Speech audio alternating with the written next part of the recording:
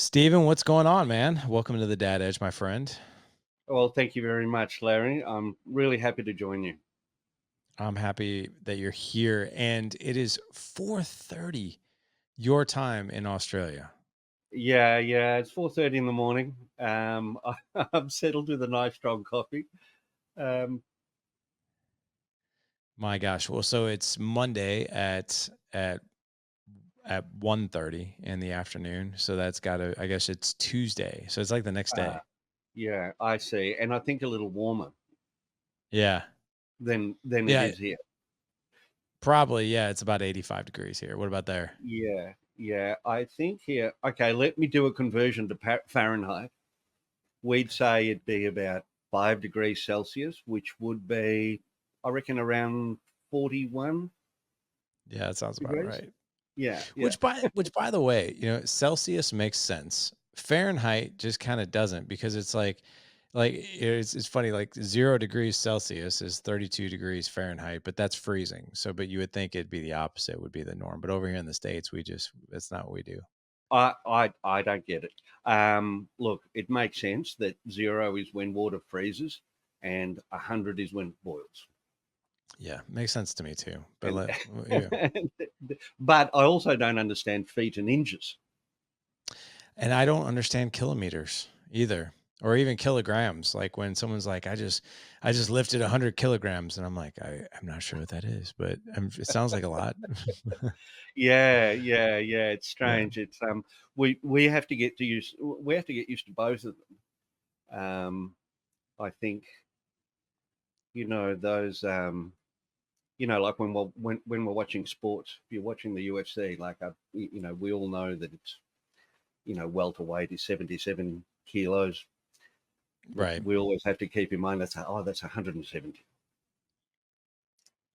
Very true. Yeah.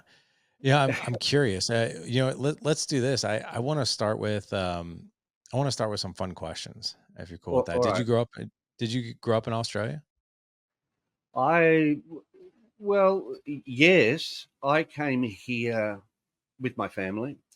We migrated when I was around 10 years old. Okay. Um, and we migrated directly from Colombia. I was born in Nicaragua. Really? And yeah, we migrated here for a new life and my father's new job and a new language, a new culture. But I consider myself Australian. I've been here long enough. I'm 54 now, so that's what 44 years here. What was that like? I mean, what do you remember about growing up in Nicaragua? Well, Nicaragua, I don't remember anything. I was Okay. probably 2 years old. We we hopped around a little. We moved to Venezuela, which I do remember very well. I started school in Venezuela. Then we moved to Bogota, and in those days, Venezuela was probably one of the most stable countries in South America. I think things are quite different now, and Colombia was not too stable. Um, so I do, even as a child, remember things being quite quite difficult in Colombia at the time, the 70s. Lots of curfews at night and being told not to go outside because you might get shot and things like that. Um, and then coming to Australia was I remember very clearly the very first day in Melbourne, and my father had come here first, and we were all very anxious, very nervous, feeling the cold. It was the middle of winter, and my father just told us that this was a great country. He put the suitcases down at the airport and then stepped back and then said, "Look at that. This is a beautiful country," because nobody took the suitcases. Oh my gosh. Yeah. So I think he was just contrasting it with Bogota and how things were at the time. Yeah. Do you remember anything about, just feeling unsafe? Like, were there any events that happened while you were there that were just like, oh my gosh, like I do remember this, this, or this? Yeah, I do. I do. I remember, was it occasionally the aftermath of a curfew? Uh, I remember, I remember driving past there seemed to be a body on the sidewalk, and my father said that he probably didn't make curfew or something like Oh that. my And, gosh. yeah, it was very strange and intense. I do remember that we had been very happy in Venezuela and then moved to Colombia, into this city that was just crazy, just crazy. My mother coming home and you know, um, being mugged in the street, and Oh man. it was just a crazy time there, I think. And who knows? I mean, I was a child, so I didn't understand what was going on with governments and the cartels and God knows what was going on there. Yeah. My gosh. I mean, looking back on it now, do you was there, I mean, like it sounds like you kind of didn't know what you knew then, or you knew what you knew then, Mm. but then, you get older, right? And you think back and you're like, "Whoa." Like, is there ever any of those moments where you're like, "Wow, like that was Yeah. intense." Yeah. Yeah. I do. I don't remember ever feeling fearful, even though this stuff was going on. And I think that's the stuff that now I understand, and I understand it through my work, and I understand the importance of what's happening in the home for children, what sort of home are children born into, and what does the care look like between parents and children. And I think for me, I consider myself very lucky, um, and I consider that my care was very good. It was a very healthy home. There was no violence inside the home. So whatever happens outside of the home, you've got some base. You've got a base of safety. That's really forms a foundation of your development, and I think that that's where the strength comes from. I think a lot of time I was I was actually listening to one of your previous podcasts, and it could have been a conversation with Zuby that you had, where you were talking about resilience. Um, he was talking about resilience, and he was talking about, um, I think, some of the stability that he had, and the stability being their relationship with parents. Um, and I think that resilience is built on that. So the adversity that you face,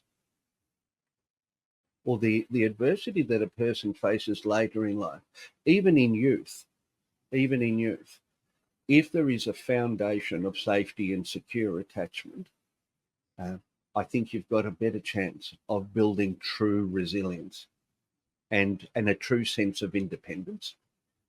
And I think that that's where I feel fortunate. Yeah, there was all these things going on out in the streets in Bogota. Within the home was that haven of safety. And I think the opposite can happen. You can have a small child who has no safety within the home. It doesn't matter how stable the community is around them. That's what's going to cause instability, and possibly all the way up to trauma. So I think that there's a relationship between adversity and stability that's really important, if that kind of makes sense. Yeah, actually, could you expand upon that just a little more? I mean, that's fascinating, and I'd love to hear for you to go deeper on that. Well, I think what I'm talking about is what we want our children to develop is a sense of true independence. And that's what we mean by resilience. I think resilience is really knowing knowing when you're safe and when you're not. Because if we really recognize when we're not safe, we can do something about it. When we are safe, we can explore the world and we can do everything that we want to do. That's true independence. And I think that true independence is different from someone who's streetwise, for example, who is independent in a very practical way, who might be hyper vigilant. In other words, they're always on the lookout. They know how to catch a bus and how to survive in the street. That Rambo style independence isn't true independence, because, Rambo's always looking for the threat and is in survival mode all the time, if that makes sense. So Yeah, yeah. I think that, so sometimes, say when I'm training professionals, social workers, carers, I talk about this concept of independence, and it hit me one day that one way to think about that word is to think about it as an abbreviation of uh, internalized dependence. So independence has to begin with dependence. You've got to give your children an experience of dependence. They then internalize that relationship that the parent has with the child. So when the parent's no longer there, that is in them. The little voice of the trusted parent stays with us as we grow up and don't have them around. Interesting. I Mm, like that. mm, Yeah, you've got 30 years on this topic of just um, trauma and being unsafe and that kind of thing. mm, mm. If I know I'm asking a big question here, I totally get that, and if you need a second to really think about it, but what are just some of the common themes that you see with these kids that grow up with trauma? Like, what type of traits do you see, or the main complaints that you see, or the things that if they're sitting in front of you, these are the common things that I hear most? What are they saying? Well, firstly, I think if I can just slightly adjust the way you described it, because you talked about kids that grow up with trauma. And quite often the trauma has occurred in the beginning. And they may then, after that trauma has occurred, grow up without the trauma. But they grow up traumatized in a non traumatizing environment. If there has not been some adequate intervention, and that could be intentional and professional intervention, or sometimes it's unintentional. Sometimes kids get like a therapeutic intervention that wasn't meant to be a therapeutic intervention. It was just a good person in their lives who happened to respond to them in a way that we would describe as being therapeutic. And it's the way I understand, and what we're talking about then is developmental trauma. So we usually talk about trauma. There's all different kinds of trauma, but it all occurs in a very similar way. For Really? example, the Okay. first understanding of trauma was a physical trauma, right? So, say a broken leg is a physical trauma, and it happens because you don't have the internal resources to manage the impact of an external event, right? A hockey stick uh, hits the leg of a child, and the bone's just not strong enough, so it breaks. That's the traumatizing event. The post-traumatic stress is how that broken bone impacts on their ability to function, Okay. right?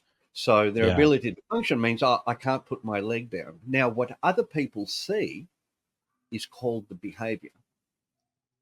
So what would they see? They'd see the child limping around and not being able to walk properly. And because we understand physical trauma, we understand that this limping, this sort of inappropriate walking behavior, right, if you will, um, we know it's caused by the physical trauma. And so that behavior generally doesn't get a what we call an operant approach to it. Like, people don't say, well, in order to stop this kid's limping behavior, we're not going to offer him a reward for not limping or impose some kind of punitive consequence if he does limp, because it's not going to do anything. We know we're going to ask the child to sit down and put his leg up and get a clinician to look at it, put it in a cast, and nobody's going to say, hey, you're allowing him to just rest and put his leg up while all the other children have to walk around. No one's going to say you're just rewarding the limping behavior. Now, I say that because physical behavior, physical trauma is very easy for us to understand. We all get it. Developmental trauma works in a similar way. The child has had an impact of this external environment that wasn't adequate. They didn't receive protection or nurture, the kind of care that they needed to have, because we're so dependent as little children. And that has caused uh, a break, a similar thing. Hello. Sorry about that. It's summertime. So Ah, school is out, and yeah. so even though I podcast, on my podcast days, I do keep my office open. So like when the kids come in, for a hug, I'm not gonna be like, quiet, don't come in here. Well, We're well, talking about how to be better fathers. it's a father's Uh, podcast. right. Exactly. Yeah, So yeah. yeah. It works. It works. Yeah. So that So what I was going to say is that with developmental trauma, just like if I told you that I broke my leg last week, yeah, without knowing me, you can probably guess what my walking behavior would look like. 100%. And if you saw me limping around and I didn't tell you anything about my past, you'd probably guess that something happened to that leg or my foot recently. Maybe I Correct. Yeah. stepped on glass or I broke my leg 2 months ago, but something happened. It's a similar thing with behavior. When we see it, we get a pretty good idea of two things: the kind of thing that's happened and when it happened, because when it happened matters. So, for example, if a child is born into a traumatic environment, say in a very violent household or a very neglectful household, even for the first year of life, I would guess that they'd have a very high physiological arousal. They'd have a higher heart rate than other children their own age. They'd have higher cortisol levels. They'd probably have more trouble getting to sleep. They'd probably be very agitated. They're more likely to be diagnosed with something like ADHD, attention deficit hyperactivity disorder. Um, and they'd probably be more reactive. So you'd get these overreactions to very little things. They'd want something and you say no, and you get a really destructive reaction rather than just an annoyed reaction, which is what you should expect from a child. Do people who Um, have do you mind if I just ask a quick question based on what you just said? no, go for it. Do you find that adults who have childhood trauma fall into that same category of like when little things happen, they're more reactive and they're more like maybe even catastrophizing than Yes, someone who hasn't? Okay. yes. If what we know, and look, there's plenty of literature out there that we've got plenty of evidence of this, that if there hasn't been intervention, it doesn't get too much better just with time. It requires therapeutic care. And if that's not there, as an adult, you've got less resilience overall. So, you know how we spoke about true independence and stability before? You have less of that. So, you might have someone who's streetwise, but who never really truly feels safe. They're always looking for the threat. The other thing that you get is not just that reactivity, there's a relational harm that also happens. A relational Uh, what? I'm sorry. relational. So So like your so you're relational. always sorry, I Go was ahead. just I just want to make sure I'm clear on this. So like when it comes to relationships, someone who's dealing with trauma is what you're saying is they probably never 100% feel safe. And if there is like some sort of maybe hiccup, conflict, or whatever, that person with trauma might be more reactive and more catastrophic as well in the relationship sense. Yes, but there's another thing, and Okay. this is often the bit that's overlooked, even by therapists, Okay. which is that. And look, I'm really generalizing because every individual is different and responds to trauma in different ways. But there are some things that we know, just like we know how someone responds to a broken leg.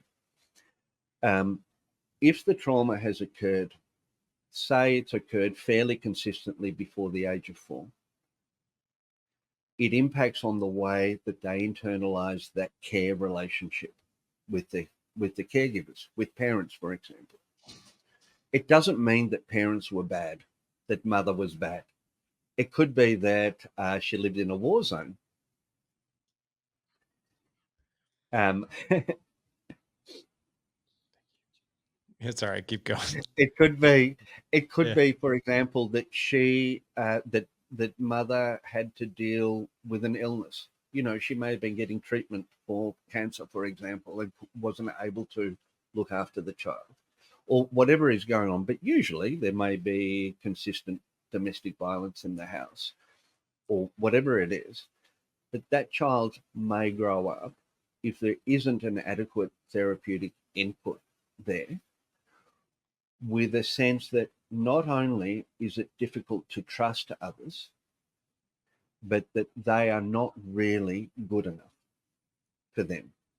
So, in order to make sense of the initial relationship, the very first relationship that they had, even as adults, they'll be unconsciously looking for evidence that they are not lovable. Now, it means that this person has relationships with others, whether they be romantic relationships, friendships, or just a passing relationship during an interview with someone in a podcast. And consciously, this person wants to be liked and accepted and loved. But unconsciously, they're looking for evidence that this cannot be true. So they'll accept that being treated well for a little while, and then they may possibly do things having no idea why they're doing it that causes the other person to push them away. And people often describe this as a kind of self-sabotage, but I don't like the term self-sabotage because it sounds too conscious. It sounds like something you're trying to consciously do. The truth is, we don't know that we're doing that. And if you think about it, think about these kids as they get older in school. What better way to find proof that they're not good enough than to be suspended or expelled from a school? They get placed with the foster carer, and they'll manage the love and care of this good foster carer. But after a while, they'll behave in ways that make things quite unmanageable for the carer. And the carer begins to not be able to care for them at all, to perhaps act in a more punitive way. And then they say, of course, I didn't deserve that. I knew that. So it's almost like when these things happen, are they subconsciously looking for proof that they're not good enough? Yeah, yeah. Wow. Okay. It's what we call it in our field, we call this the negative relational template. I mean, most of Wow. us have a reasonably positive relational template. I have a positive relational template because, as I said, even though we were in an unstable country, I had a very stable household where I was provided for everything that I needed, and I've internalized that. So I'm looking for evidence that I am acceptable and likable, right? So as I'm growing up, if I do something that's not good, if I do something bad, and my father says, "Stephan, I'm really disappointed. You're really naughty today. Um, I'm not taking you to the movies to watch what was on at the time, to watch Ghostbusters." Right? and Love that movie. and now because I'm subconsciously looking for evidence that I'm lovable and that I'm good, when he says, "You've not been good, you're not getting that," I think, hang on a minute. What are you talking about? I deserve the cinema. I'm good. You've got it wrong. I'll change my behavior to show you, right? I made a mistake. And that helps kids to then socialize and kind of do the right thing. Now, what happens with kids who are quite traumatized when they meet this punitive response? Now, if I had a negative relational template like the one I described before, and my father then says, right, you were really bad today. We're not going to the movies now. The effect is very different. The effect is then, well, I'm consciously very disappointed and angry that I don't get movies. And subconsciously, it affirms what I already know. Of course, you were never going to take me because movies are for the children that you love, not for me. They're for the good kids, right? So children, like, this sort of approach to behavior doesn't tend to have a great outcome for those So kids. It has to be different.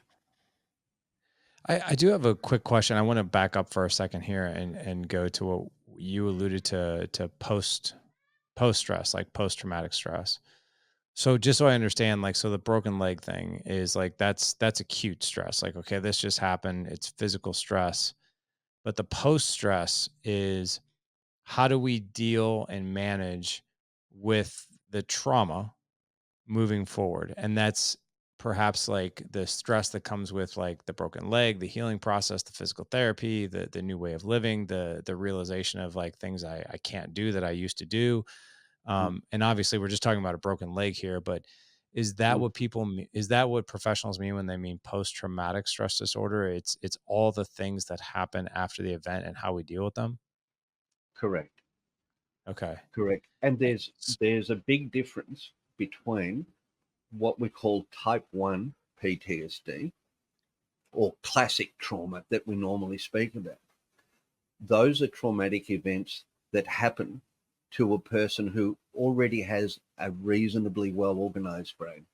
Now, our brains become mostly organized by the time we are about 5 or 6 years old. So, a single event that happens after that, you can treat as a type 1 trauma. Um, if something happens to me today that's traumatic, it's not physically traumatic, but it's psychologically traumatic. I'm in a car accident, but I don't get hurt, but somehow it traumatizes me. I'll be able to see perhaps a psychologist, a therapist in weekly sessions, and they'll help me to make sense of that. Now, what the therapist is using is the capacities that I've already developed in my brain.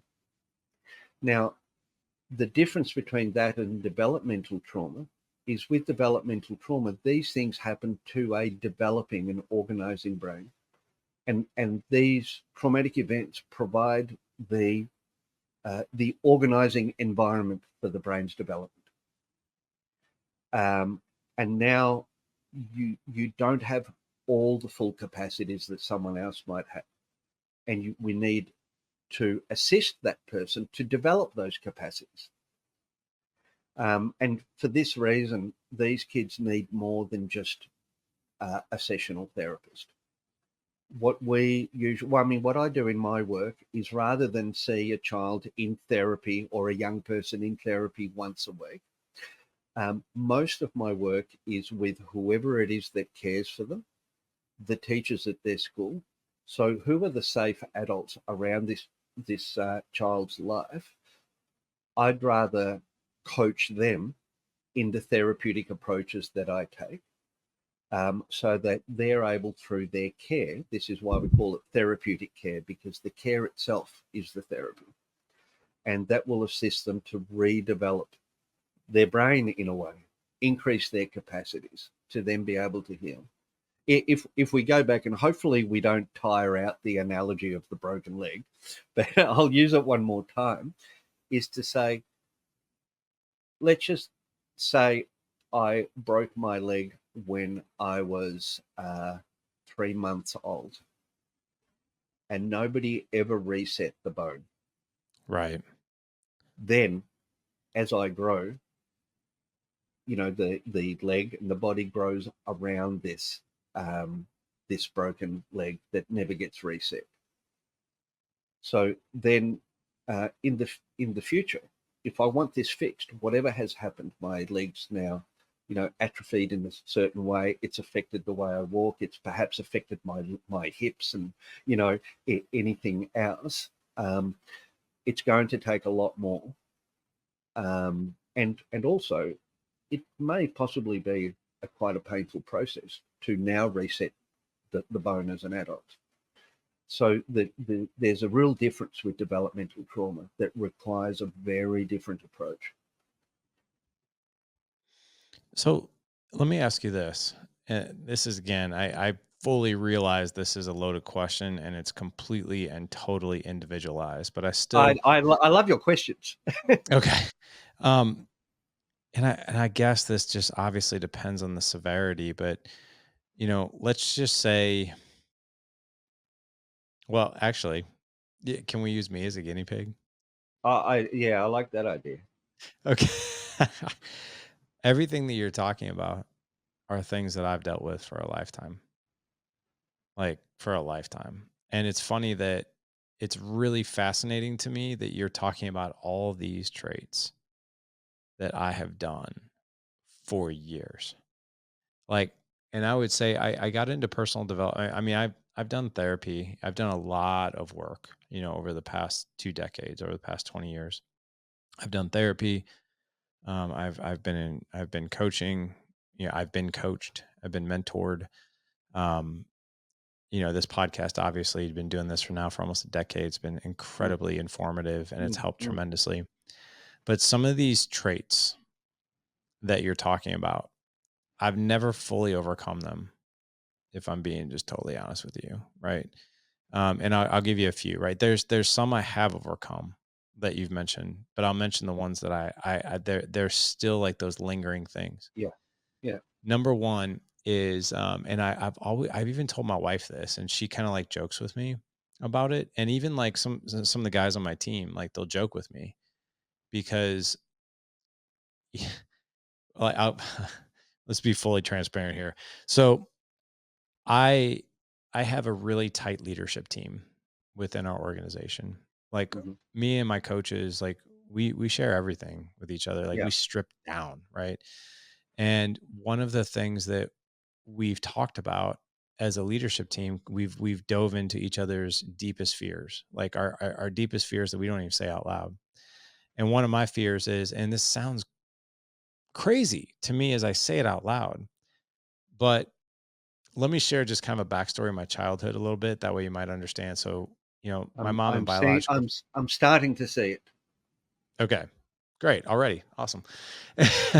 So my mom and biological father were married and they had me like 9 months, 9 months after I was born, my dad left.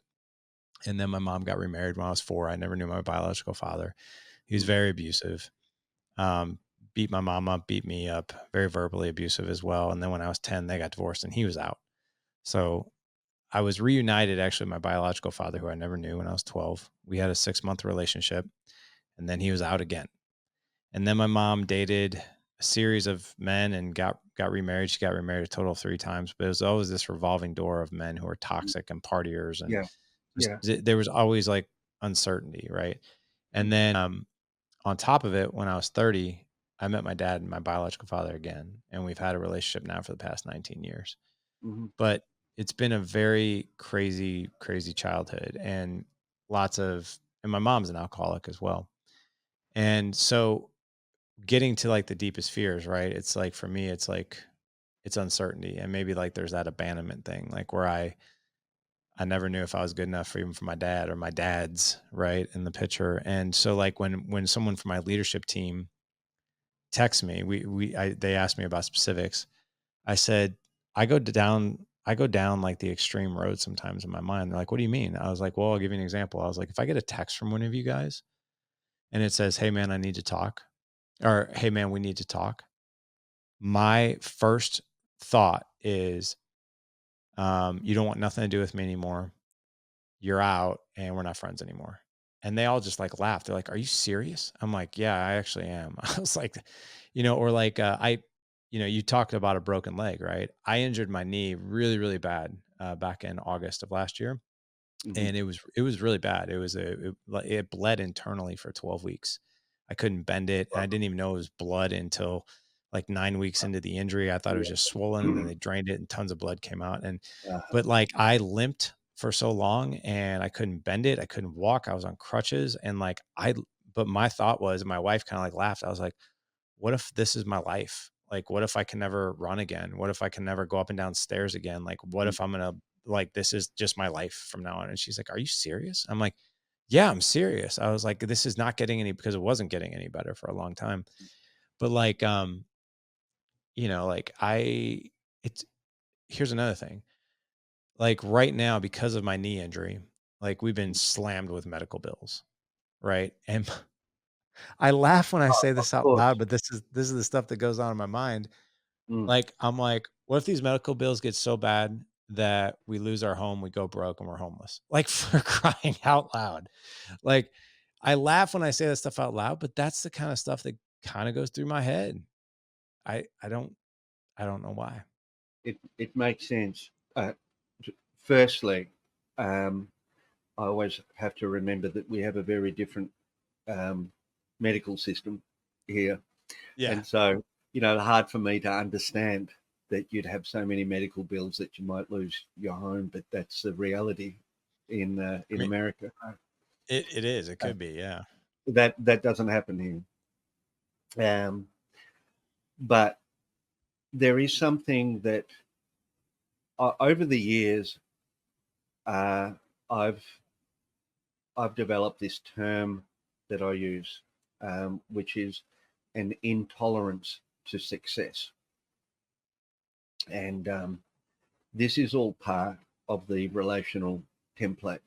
Um, that over time, it sounds to me like the instability and the abuse from those people and the uncertainty um, obviously did have an impact on you developmentally. Um, and it would be probably disrespectful of me to make assumptions about your mother. But if I were going to make an assumption, I'll say it diplomatically. There is no doubt that she is very likely to be a traumatized child grown up. She Um, is. yeah, and that's clear to me. So she herself cannot tolerate having good men in her life, having someone treat her with love and protection and care. Um, and so people who are abusive and manipulative will actually sort of target that vulnerability in her. Um, the first thing that I would look at, well, there's two things in terms of like, why are you able to now be successful? And I saw when your son walked in before, uh, I, I saw everything I needed to see about your relationship with him. I saw that his uh, regards you as reliable and dependable. That your son knows you're in the middle of a podcast and you will still prioritize attention to him. So you've you've done something in terms of some pretty serious healing to be able to do that. And your sons are very fortunate to have you. Um, I would also go right back to the beginning because you said your mother and father were together for the first 4 months of your life. And depending on their relationship, that first 4 months, and um, the more and more research is done on developmental trauma, the more we realize how important those first 4 months are. That you most likely did receive some good things and some good care. And it's very likely that because we talk about in utero trauma, which is perhaps for another podcast, but the it's very likely that maybe that your mother did experience some stability and some settling while she was pregnant. Then you were born into an environment where she was able to give you the care and attention and nurture that a recently born up to 4 months baby needed. After that came the instability, but that initial stability gave you something, gave you some building block there, right? Which was important for you. Later, the uncertainty and instability and lack of safety and lack of protection that you got really probably had the biggest impact on your relational template. And what you feel later, even now, as sometimes that intolerance to success, where part of you unconsciously might be looking for evidence that maybe you don't deserve this. There was a couple of bits of study. There were some studies done in the mid 2000s, and I can't for the life of me remember who did it, but it was about recognizing others' emotions in their facial expressions. And they found that children who were born into violence later, even when they're safe, are primed to look for evidence of anger in adults' faces. And those who were brought up in an emotionally neglectful environment are primed to look for evidence in the lines, in the eyes, in the tone of voice of disappointment in others' faces. And so when you're talking about, looking for that inkling, what's that bit of evidence? Someone wants to talk to you in your team. It's like, what does this mean? And immediately you go to the place you're already primed to look for, which is that evidence of disappointment and rejection. But you've overcome that. So you very quickly kind of put it to the side and you say, no, actually, there is a new and truer me here that's going to take over this. I don't know if that came across very clearly. This is why they call it complex trauma, right? Because Yeah. it's very complicated and complex. But the other thing that your story tells me is that I would bet a large sum that perhaps as a young man, that there was at least one good person in your life Good, who good. did not put up with your looking of their rejection, who did not put up with however many times you tried to rupture their support of you. They continued and they persisted, and they were willing to go there with you. And I bet you there was one person, because that would have been probably your most ineffective, albeit inadvertent, therapeutic input. There was actually two. So and my childhood wasn't all, terrible. I mean, there was Mm, definitely some good moments as yeah, well. It wasn't, I know. Mm, but there was a there was really two people in my life that I think kept my head above water. One was my grandfather, and I spent a ton of time with my grandfather, which was my mom's dad. yeah. And I think he kind of knew, he saw things. We only lived a mile from my house, so like, and Mm, I spent tons of time with my grandfather, mm, mm, and he was one of those guys that I think he knew what was going on, and he never said anything about it. He just stepped in, and when I say stepped in, like, he was just always like, he picked me up from school. I spent the night at mm, his house on the weekends. And he was married to my grandmother for 53 years before he passed away in 1998. But he was just mm, such an incredible role model. Like, he loved my grandmother, and my grandmother loved him. Like, seeing that marriage was incredibly educational growing up. Like, he was so affectionate with her, and he was a tough man too. He was a man's man. He was a blue collar Mm. worker, and Yeah. but he was very, very affectionate, very empathetic, but also tough. But he would just be like, "Hey, I'm gonna go out and fix this thing. You want to come with me?" And I didn't care what he was doing. I just wanted to be around him when I was a kid, Yeah. and like I was his shadow. So that was huge. And then the interesting thing too is like any romantic relationship that I was in, I tended I had this tendency to run a lot. Like when things got bad, I was just out. Right. And the interesting thing, like when I met my wife had no tolerance of that. Like Mm. my wife actually comes from the opposite. She comes from this amazing, put together, functional family. Like no one in her family has Mm. ever been divorced. Like going back like 4 generations. Yeah. Yeah. Yeah. And she always will. She always has just been like like even to this day. This sounds, yeah, I can't believe I'm sharing this stuff with you. I just feel I feel very comfortable sharing this. But like I'll look at my wife sometimes and kind of like that same thing. Like I'll get in my head just sometimes, not nearly as much as I used to, but still it'll come up. Like I'll be like, why? Why does this woman love me so much? Like Mm. how Mm. did I score like the most amazing woman on the planet? Like who's Mm. beautiful and personality is unreal, and she's the best mother of 4 boys that anybody could ask for. Like how did this happen? And I'll look at her sometimes and I'll be like, why do you love me? And she'll just smile and shake her head, and she's like, "You crack me up." And I'm like, "What?" And she's like, "You always ask that when you're, like, just in your head on something. What are you thinking about?" And I'm like, "I don't know." Like, I look at you and I'm just like, how did I land you? Like, how did I get so lucky?" And she's like, "Do you have any idea, like, what a gift you are to me? Like, do you understand that? Like, how much I love you?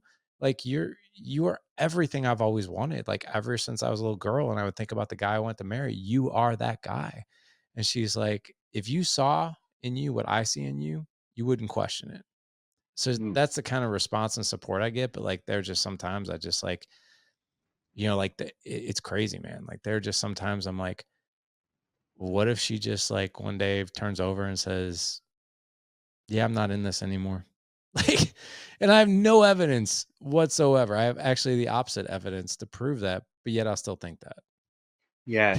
Your brain will have a tendency to disregard all of that evidence and Yeah. pick the tiniest piece of very dubious, sort of indirect possible evidence to the opposite, and you'll take that. Yeah. Because before you described what your wife um, says to you, I was going to suggest to you, I bet you can't imagine her saying the same things about you, about how fortunate she is. It would Oh, be yeah. difficult, right? And so, I mean, true, you are fortunate to have her because she doesn't put up with the BS, right? and and she, uh, Not at all. yeah, absolutely.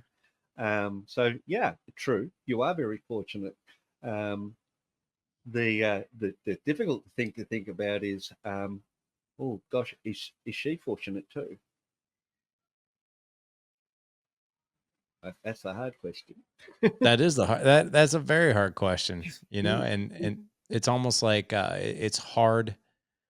It's difficult for me at times to accept like that. You know what I mean? It's almost like, is there something I don't see, or is there, you know what I Mm. mean? It's very Mm. odd. But let me ask you this, for those of us, and I know this is more turning into a podcast around adults who have trauma, but like It's when all it the same thing. Sorry, Larry. no, you're good. When I talk about child trauma, I really prefer to talk about childhood trauma. I've had I've worked with babies. I had an 18-month-old in my office last week, and I've worked with the elderly who live with childhood trauma. And it's all the same thing. It's all about how humans function and grow and develop. So yeah, go ahead. No, it's let's talk about for a second the dads out there, because obviously it's this dad show. For the dads who are dealing with childhood trauma, and whether Yeah, they know it or not. And maybe through this conversation, there were some breadcrumbs that emerged. Like they're like, wow, like there are yeah, some traits here that I have, right? And perhaps mm, I've been through trauma, but now we're trying to raise kids, but we're traumatized. yeah. It This is probably sounds like an absolute ridiculous, dumb question, but I just have to ask: how important is it that we as fathers, get the help we need to work through our trauma, so we can raise this next generation, you know, without as many issues? Well, I think it's vital. Vital. It's absolutely vital that fathers at least find the space to be able to reflect, look at themselves, and have the sort of support, have people around them, and sometimes it's good friends around them. Is there someone in your life who you feel comfortable enough with who can call you out? Do you have someone, are you able to go to someone in your life that when you say, oh, I've got these issues with my kid, my kid's doing this, they're doing that, can't stand it, they're doing that, and I need to get them some help, right? As an example, do you have someone in your life who's willing to say, listen, uh, maybe your kid needs help, but maybe it's you that needs the help? Um, you know, is there someone that you're willing to hear that from? And I think that that's important in terms of getting help, because we also talk about an additional vulnerability that people are born into, and we mentioned it before in your story, which is the idea of intergenerational trauma, which is a real thing. Trauma is a real thing. It's something that happens socially through the care and the relational template of the parent. And there are even epigenetics that are that is very clearly being found by biologists out there, that look at the epigenetics of trauma. So we know that intergenerational trauma is a real thing, and it doesn't mean that children are born traumatized because the parents traumatized. That's not what it means. It just means that there is a vulnerability there that, if we're going to be wise fathers, we should be aware of.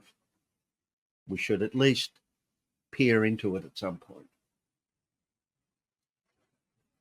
Yeah, that makes sense because Mm.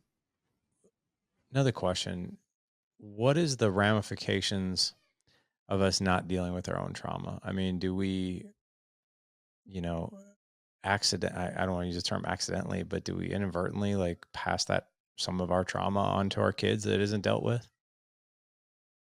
Yeah, that is that is a risk, and I think that it comes with being a, it's hard, right?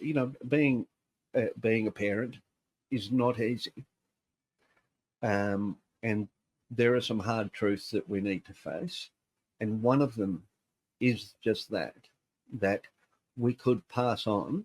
I mean, we pass on lots of things to our kids. We also pass on our resilience to our own children. We pass on all of our good traits, but there are some traits that we don't want to pass on. There are some vulnerabilities that we don't want to pass on. So, for example, if you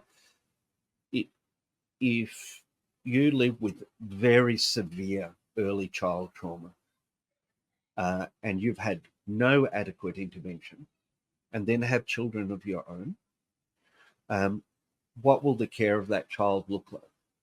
Now, I've assisted lots of parents like this, who truly love their children, but they have very little tolerance. They have a short fuse. They themselves live in constant fear, and so the child's going to, um, take that on. Children look to us to know what's going on in the environment. Um, one, I tell you, one analogy that I like to use is the analogy of being a passenger in a plane. When you're a passenger in a plane and there's look, I fly a lot. I take just hundreds and hundreds of flights for work all over the place, and I hate it. I hate flying. I hate turbulence.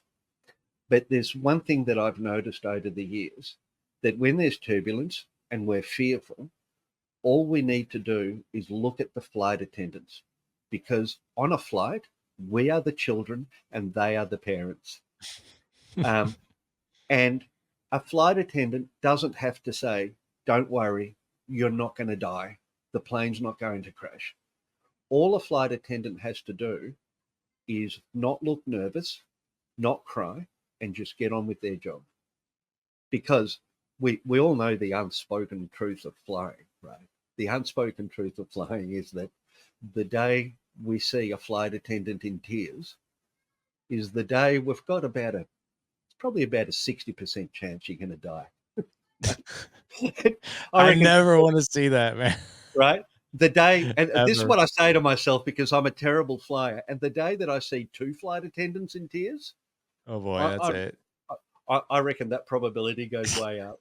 So, children need stability in their parents, just like we need stability in flight attendants. Because imagine you get on a flight with a flight attendant who is in the middle of divorce proceedings, is upset, is not coping. And you look at that flight attendant, there's a little turbulence, and you see them sobbing in the corner over their divorce or their sick dog or whatever they're upset about, right? It doesn't matter. You're immediately going to think, oh gosh, are we all going to die now? Because we're dependent on their emotional state. And this is why I go back to your question about how important is it for us to look after ourselves. And it's not just, I mean, it's in everything that we do. Look after ourselves. I go back to your idea of fathers, and it's important for fathers to seek therapy if they need it, have good people around them, find ways to have a positive outlook. I've heard you speak on this podcast about the importance for you of physical fitness. That's important. Like, things that make us feel good stabilize us and make us better fathers. And physical fitness is a big part of that, because a big part of trauma is quite physiological.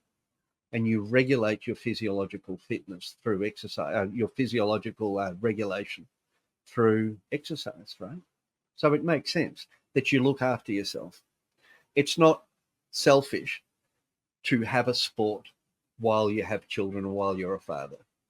Like, get out there. Kids need to see us being happy and joyful and fit, and feeling good about life as well. I would agree. It's interesting that you talk about the physical fitness aspect, because I train um, every day to some degree, weight Mm, training, or at the very least, I'll walk. I'll try to get mm, like my 10,000 steps yeah, in, yeah. just because like that release is important to me. But like today, um, this, you're gonna like analyze the heck out of me. I'm become your next patient, I think. But like No, I'm enjoying the conversation.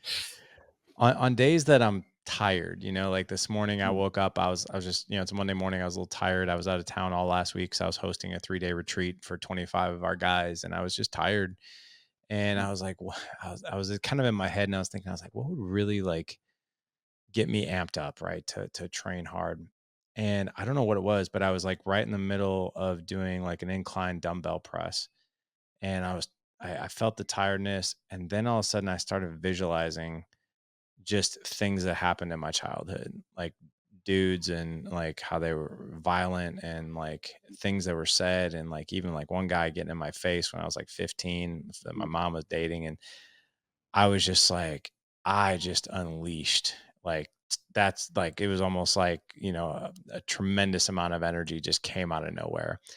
And for the next probably 30-35 minutes of my workout, every time I was in a set, I would think of things like that would just fuel me. And I could not believe the amount of energy that came out. I've rarely ever done that in the past, like, or used that. mm, I used my workout time as like, mm, I usually listen to like a podcast on scripture. So I'm listening to like some sort of faith based element of scripture mm. and that kind of Yeah. thing. But today I wanted something different.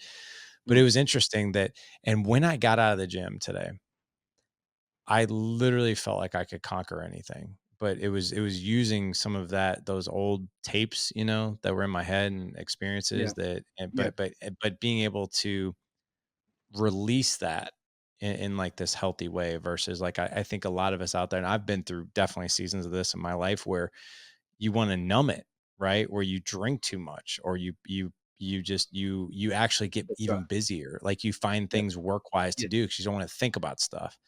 But Mm. yeah, it's just fascinating. But it's physical release is a huge part of And like my it's a my real mental health. conversion.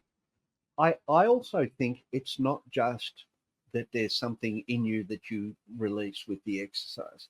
The exercise itself is doing something physiologically in you. You're actually using cortisol for the purpose that it's designed for, right? Cortisol is a performance enhancer. But when it sits in our system and we don't do anything practical with it, all it does is create more stress because it puts your body in the state it should be in to lift those dumbbells, but you're not doing it. So now you're just highly physiologically aroused, and now you've got to soothe that. So what's the best way to soothe it? I don't know. Maybe alcohol, right? Right. Or some other thing to distract you. So that's what you're talking about. So what you did is you converted it, you used it, and then felt good, which is True. perfect. I mean, I have that same belief about exercise, and I do the same thing. I try and train and exercise as much as I can, and I feel like I need to do it. All my work is constant stories. Some quite horrific. Some of the things that I work with in terms of the level of child abuse that exists out there, but I owe my capacity to continue to do it and feel okay. I owe a lot of that to physical exercise and to the support of my wife and, to good food and things like that. But yeah, exercise counts for a lot. Yeah, it's amazing how therapeutic it's been like for me over the Mm. years. And to be honest, like so when I got injured and with my knee, like that was the thing that I think was the most crippling about that experience is because I could barely do anything in the gym. Like I couldn't do any Mm. type of cardio. The only thing I could do pretty much was train upper body, but even the stability because my leg, like it was hard for me to do things standing up. So like that really impacted my mental health was not having that release. That's hard. Yeah. Yeah. I know. Look, I share that. I share that. If I'm ever in an even moment, and it makes me think of the number of people who live with disabilities, and I think, gosh, Right. I'm fully able, and here I am having a sook and getting depressed because I can't, move my arm properly. I can't do what I need to do because I need it, and I spent many years in MMA sports and lots of martial arts sports, and I really needed it. Like I needed to do it all the time. I had so many I had so many fights, and I lost more than I won, but it didn't matter because I needed to do it. When I got injured and I couldn't train, it really affected me. So I share that with you, absolutely. Mm. Thank you for sharing that with me. This has been tremendous. I don't know if I've ever unpacked like this much of my personal life with the podcast guest, but you just have this, and I'm sure you've been told this a lot. You have this amazing ability to make people feel very comfortable. Like I'm not surprised you do what you do for a living because like I feel like I could talk to you all day long. Well, thank you, Larry. That's very kind of you to say, but also thank you for sharing some of your story with me today. It's a privilege. It's a privilege whenever anyone shares, aspects of themselves like that. Yeah. So thank you. Appreciate you, man. Where can the guys find you and connect with you or your resources? Well, uh, I guess, geez, I need to get better at social media. Um, or all, all my, they can. I think perhaps we can give them a link to a couple of things. They can connect with me on social media, on Facebook or Instagram. I need to increase my use of Twitter, I think. I also have, our company recently released a series of webinars, or e-learning course on the Teachable platform, and so I'm happy for them to access that link. It has a cost to it, but perhaps, Larry, we could create a Dad Edge discount code that they could use, Sure.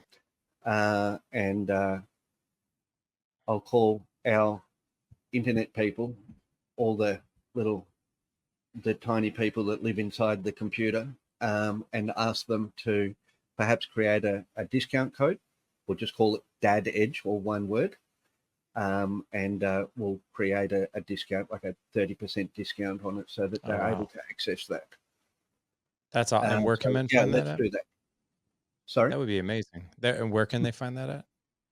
So they can find that at look for Knightlamp. Knightlamp is the name of our company. I founded that about 10 years ago. And perhaps if they search for Knightlamp and Teachable, that they'll find it. Or perhaps, are we able to put the link in your show notes? I can do that. Yeah. Yeah. Maybe we can do that. Yeah, and then we'll create a 30% discount for your viewers. So if they just put in Dad Edge for the code, Yep. Let's just put in Dad Edge, all one word in capitals, got it. and I'll create that today after the sun rises, and I have another After coffee. sun. Right. Well, you said you had enough coffee to kill a horse, so that Yeah, should yeah, be yeah, yeah, should be yeah. good. That is true. Well, guys, not to worry. Hey, Stephen and I we're recording this podcast a month before it even drops, so I'll have those links in the show notes for you. Not a problem whatsoever. All you'll have to do is head on over to thedadedge.com/Friday 163 for this show. Again, thedadedge.com/Friday 163 for this show. We'll have Stephen's social media in there. We'll have this Knightlamp Teachable for you as well, as long with our 30%. Very generous, Stephen. Thank you very much. I'm sure the audience really appreciates that. We'll have that link in there for you as well. So, Stephen, thank you for the generosity for the coupon code, and thank you for. I mean, to be honest, like after really trying to heal myself, for the past 20 years, I've never heard trauma talked about like you have today, which in my personal opinion was extremely clear, and it was simplified and very, very digestible, almost to like when you were sharing things and traits. I was like, oh my gosh, I just had so many aha moments of what you were saying. So thank you. Well, thank you so much, and I really appreciate what you do. And like Thank I you. said, I've really actually been enjoying your podcast, and I appreciate what you're doing with fathers, and focusing on fathers. And it's something that I think we need to keep focusing on, giving I fathers agree. the avenue, the information, resources that they need, and also the support that they need, to 100%. I agree. to support their partners and their children. Well, if you really think about it, right, the father is the leader in the family, and most fathers out there, when it comes to this kind of thing, we're starving. We're starving for support. We're starving for resources. There's not a ton out there, and but I appreciate you coming on today and giving us some resources yourself. It was really educational. My pleasure, and All right. my and very special to spend the morning in the States, I guess. Right, and it was good spending the morning in Australia with you. So there you go. Um, Always welcome here. That's right. Hey, gentlemen, like I said, head on over to the Dad Edge /Friday 163 for this show. We'll have everything in there for you. Gentlemen, go out and live legendary. Take care.